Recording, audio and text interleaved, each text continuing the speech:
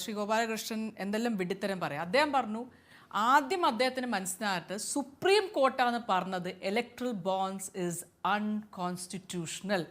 അത് നിങ്ങൾ മനസ്സിലാക്കണം. അദ്ദേഹം പറയാം എന്തുകൊണ്ട് ഇലക്ട്രൽ ബോണ്ട്സ്, എന്താ തെറ്റ്, എന്തുകൊണ്ട് ചെയ്തുകൂടാ? ഞാനല്ല പറയുന്നത്, കോൺഗ്രസ് പാർട്ടിയല്ല പറഞ്ഞത്, സുപ്രീം കോർട്ട്, ഏറ്റവും വലിയ കോർട്ട് ഇന്ത്യയിൽ പറഞ്ഞിരിക്കുക ഇറ്റ് ഈസ് അൺകോൺസ്റ്റിറ്റ്യൂഷണൽ. അതാണ് ഞാൻ പറയുന്നത്. പിന്നെ അദ്ദേഹം പറഞ്ഞു ഈ 7% അല്ല, ഞാൻ ഇന്ററപ്റ്റ് ചെയ്തിട്ടില്ല. ഞാൻ സുപ്രീം കോർട്ട് പറഞ്ഞിരിക്കുക ഇറ്റ്സ് അൺകോൺസ്റ്റിറ്റ്യൂഷണൽ. അത് വിവരക്കേടില്ല. നിങ്ങൾ ഇവിടെ വന്ന് കള്ളത്തരം പറഞ്ഞാൽ നിങ്ങൾ ഇവിടുന്ന് പുറത്തിറങ്ങി പറയണം. ഞാൻ സത്യം പറയുന്നത്, ഇതൊരു തത്വമാണ്, ഇതൊരു അപ്പം just shut your mouth then let me speak. അപ്പം സുപ്രീം കോർട്ട് പറഞ്ഞിരിക്കുക ഇറ്റ് ഈസ് അൺകോൺസ്റ്റിറ്റ്യൂഷണൽ, അത് മനസ്സിലാക്കണം. വേറൊന്ന് ഇതിൽ പറയുന്നത് 7% നിങ്ങളെ പ്രോഫിറ്റിന് ഞാൻ പറഞ്ഞല്ല, അതൊരു നിയമമാണ്. ഈ രാജ്യത്തും ഈ സംസ്ഥാനത്തിലും നിയമമുണ്ട്, അത് പാലിക്കാൻ കോൺഗ്രസ് പാർട്ടി തയ്യാറാണ്. അത് ഞാൻ ക്ലിയർ ആയിട്ട് പറയുന്നു. ആ നിയമമാണ് 7% 3 കൊല്ലത്തിൻ്റെ പ്രോഫിറ്റ് നിങ്ങൾക്ക് കൊടുക്കാൻ പറ്റും ഒരു പൊളിറ്റിക്കൽ പാർട്ടിക്ക്.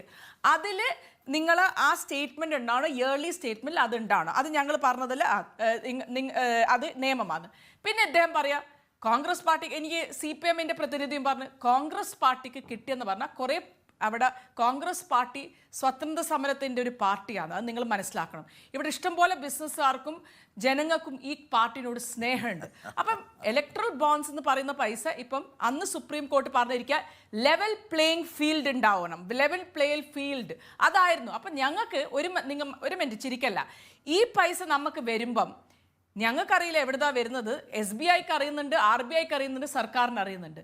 നിങ്ങൾക്കറിയില്ല പൈസ വരും പാർട്ടിൻ്റെ അകത്ത്, നമുക്ക് ആ അനോണിമസ് സോഴ്സ് ആയിട്ടാണ് വരുന്നത്. ഇപ്പം എന്നോട് ഒരു 10 ബിസിനസ്സുകാരൻ ഞാൻ പല സ്ഥലത്തുനിന്നും ഡിന്നറിലെല്ലാം കണ്ട് അവർ പറഞ്ഞു ക്ഷമ നമുക്ക് നിങ്ങളെ പാർട്ടിക്ക് പൈസ കൊടുക്കണം.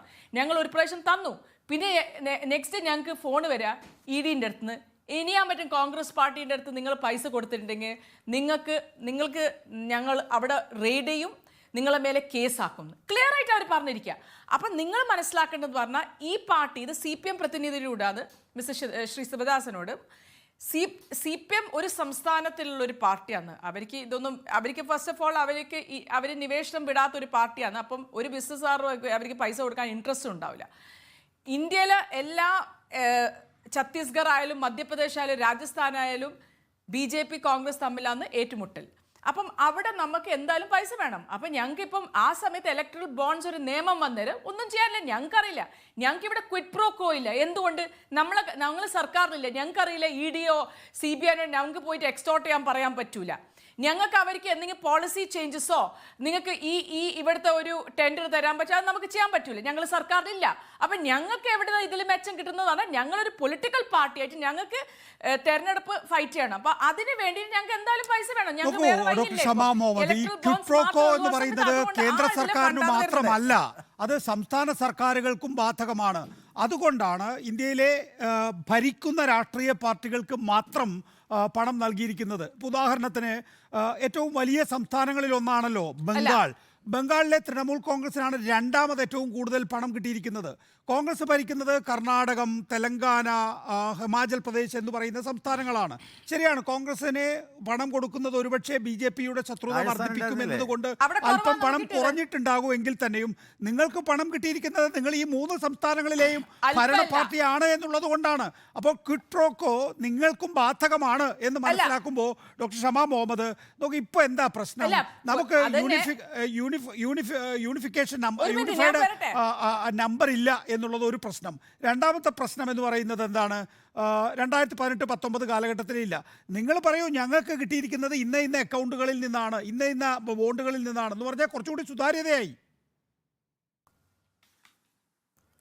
അല്ല, നമുക്ക് എങ്ങനെ പറയാൻ പറ്റും? ഇത് അനോണിമസ് അല്ലേ? നിങ്ങൾക്ക് അറിയാം. എനിക്ക് തോന്നുന്നു നികേഷ് പഠിച്ചിട്ടുണ്ടാവില്ല. SBIക്ക് അറിയും ആരാ ഡൊണേറ്റ് ചെയ്യുന്നത്. അപ്പം ഞങ്ങളാണ് ഇന്നലെ പറഞ്ഞത് ഈ നമ്പേഴ്സ് റിലീസ് ചെയ്യൂ. ഈ ഇലക്ട്രൽ ബോണ്ട്സ് വന്നതിൻ്റെ ശേഷം 2016 ശേഷം ഞങ്ങളാണ് സുപ്രീം കോർട്ടിൽ PIL ഇട്ടത് ഇത് വേണ്ടാന്ന്.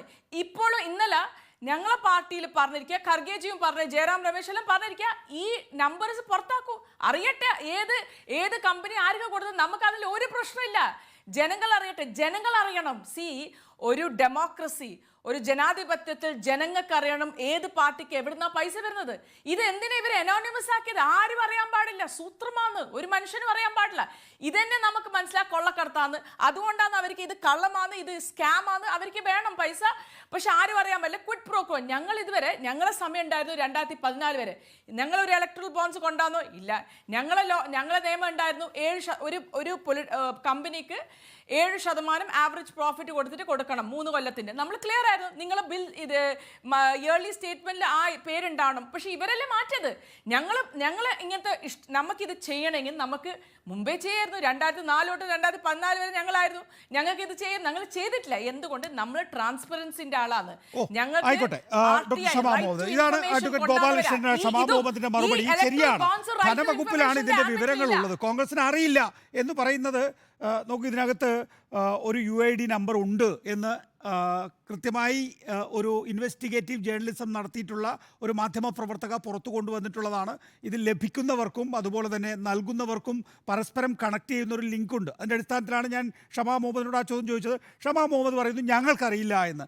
ആ നിഷ്കളങ്കത ഞാൻ അംഗീകരിക്കുന്നു. അവർക്ക് ചിലപ്പോൾ അറിയില്ലായിരിക്കാം. പക്ഷേ എന്തായാലും ധനവകുപ്പിന് അറിയാം. ആ ധനവകുപ്പിന് മാത്രമേ അറിയൂ എന്നുള്ളത് കൊണ്ടാണ് യഥാർത്ഥത്തിൽ കോൺഗ്രസ് പാർട്ടിക്ക് പണം കൊടുക്കുന്നു എന്ന് പറയുമ്പോൾ, പൂർത്തിയാക്കട്ടെ, കോൺഗ്രസ് പാർട്ടിക്ക് പണം കൊടുക്കുന്നു എന്ന് പറയുമ്പോൾ